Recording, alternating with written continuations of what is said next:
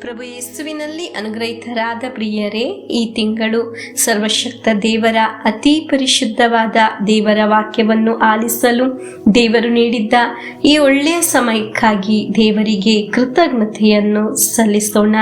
ಈ ತಿಂಗಳು ಪೂರ್ತಿ ದೇವರ ವಾಕ್ಯವನ್ನು ತಪ್ಪದೆ ಆಲಿಸಲು ದೇವರು ನೀಡಿದ ಅನುಗ್ರಹಕ್ಕಾಗಿ ದೇವರಿಗೆ ಕೃತಜ್ಞತೆಯನ್ನು ಸಲ್ಲಿಸೋಣ.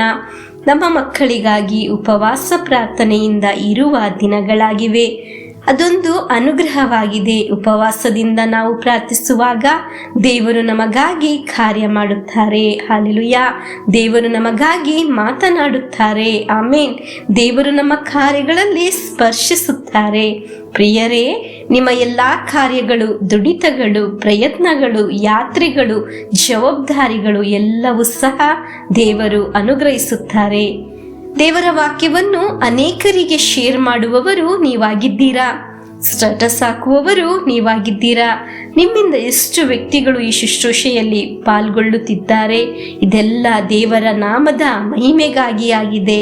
ಇದೆಲ್ಲ ದೇವರ ಶುಶ್ರೂಷೆಯ ಒಂದು ಭಾಗವಾಗಿದೆ, ದೈವಾನುಗ್ರಹದ ಭಾಗವಾಗಿದೆ.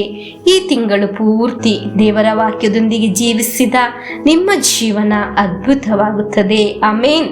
ನಾಳೆಯಿಂದ ಆರಂಭಿಸುವ ಹೊಸ ತಿಂಗಳು ನಿಮ್ಮ ಜೀವನದಲ್ಲಿ ಅದ್ಭುತಗಳ ಸುರಿಮಳೆಯನ್ನು ಸುರಿಸುತ್ತದೆ. ಆಮೇನ್. ಇಂದು ಆಲಿಸುವ ದೇವರ ವಾಕ್ಯ ಜ್ಞಾನೋಕ್ತಿಗಳು 8ನೇ ಅಧ್ಯಾಯ 34 ಮತ್ತು 35ನೇ ವಾಕ್ಯವನ್ನು ಆಲಿಸೋಣ. ನನ್ನ ಬಾಗಿಲು ಬಳಿ ಪ್ರತಿದಿನ ಕಾಯುತ್ತಾ, ನನ್ನ ಹೊಸಲಿನತ್ತ ನಿರೀಕ್ಷಿಸಿ ನೋಡುತ್ತಾ, ನನ್ನ ಮಾತನ್ನು ಆಲಿಸುವವನು ಭಾಗ್ಯವಂತ.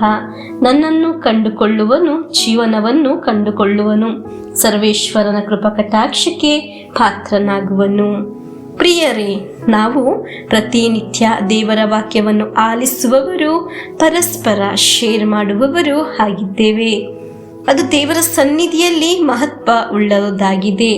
ದೇವರು ಇದಕ್ಕೆ ಬೆಲೆಯನ್ನು ನೀಡುತ್ತಾರೆ. ದೇವರ ವಾಕ್ಯ ಸ್ವೀಕರಿಸುವ, ಕೇಳುವ ನಿಮ್ಮನ್ನು ದೇವರು ಪ್ರೀತಿಸುತ್ತಾರೆ. ಆಮೇನ್. ಅದರಿಂದ ದೇವರ ಪ್ರೀತಿಯು, ಅನುಗ್ರಹವು ಲಭಿಸುತ್ತದೆ. ನಾನು ಆಲಿಸುವ ದೇವರ ವಾಕ್ಯದಿಂದ ನಾನು, ನನ್ನ ಕುಟುಂಬವು, ನನ್ನ ಮಕ್ಕಳು, ನನ್ನ ಕೆಲಸ ಕಾರ್ಯಗಳು ಅನುಗ್ರಹಿಸಲ್ಪಡುತ್ತದೆ ಎಂಬ ದೃಢ ಮನಸ್ಸಿನಿಂದ, ವಿಶ್ವಾಸದಿಂದ ದೇವರ ವಾಕ್ಯವನ್ನು ಪ್ರತಿನಿತ್ಯವೂ ಆಲಿಸೋಣ. ಕಾರಣ ದೇವರ ವಾಕ್ಯ ಆಲಿಸುವ ನಿಮ್ಮ ಮನೆಯನ್ನು ನೆನೆಸಿ ದೇವರು ಸಂತೋಷಿಸುತ್ತಾರೆ. ಹಲ್ಲೆಲೂಯಾ. ದೇವರ ವಾಕ್ಯ ಆಲಿಸುವ ನಿನ್ನನ್ನು ನೆನೆಸಿ ಸ್ವರ್ಗವು ಸಂತೋಷಿಸುತ್ತದೆ. ನೀನು ಭಾಗ್ಯವಂತನಾಗಿ ಮಾರ್ಪಡುತ್ತೀಯಾ. ನೀನು ಒಂದು ಮನೆ ಕಟ್ಟಲು, ಕೆಲಸದ ಹುಡುಕಾಟದಲ್ಲಿ, ಒಂದು ಒಳ್ಳೆಯ ಕಾರ್ಯದಲ್ಲಿ ಪ್ರಾರ್ಥಿಸುವಾಗ ಅದೆಲ್ಲ ನಿನ್ನ ಜೀವನದಲ್ಲಿ ಅನುಗ್ರಹವಾಗಿ ಬದಲಾಗುತ್ತದೆ. ಆಮೇನ್. ಪ್ರಿಯರೇ, ದೇವರ ವಾಕ್ಯ ಆಲಿಸಿ ಪ್ರಾರ್ಥಿಸುವ ನೀವೊಂದು ಸಾಕ್ಷಿಯಾಗಿ ಮಾರ್ಪಡುತ್ತೀರಾ. ನಿಮ್ಮ ಜೀವನ ಅದ್ಭುತವಾಗುತ್ತದೆ. ನಮಗೆ ವಿಶ್ವಾಸದಿಂದ ಪ್ರಭು ಯೇಸುವಿನ ಆಶೀರ್ವಾದವನ್ನು ಸ್ವೀಕರಿಸೋಣ. ನಮ್ಮ ಪ್ರಭು ಯೇಸು ಕ್ರಿಸ್ತರ ವರಪ್ರಸಾದವು, ದೇವರ ಪ್ರೀತಿಯು, ಪವಿತ್ರಾತ್ಮರ ಅನ್ಯೋನ್ಯತೆಯು ನಮ್ಮೊಡನೆ ಇರಲಿ. ರೋಗಗಳಿಂದ, ಅಪಘಾತದಿಂದ, ದುರ್ಮರಣದಿಂದ, ಅಗಾಲಿದ ಮರಣದಿಂದ, ಅಸೂಯೆಯಿಂದ, ಮೋಸೆ ವಂದನೆಯಿಂದೆಲ್ಲ ದೇವರು ನಮ್ಮನ್ನು ಸಂರಕ್ಷಿಸಲಿ. ಹಾಲೆಲೂಯಾ. ಆಮೇನ್.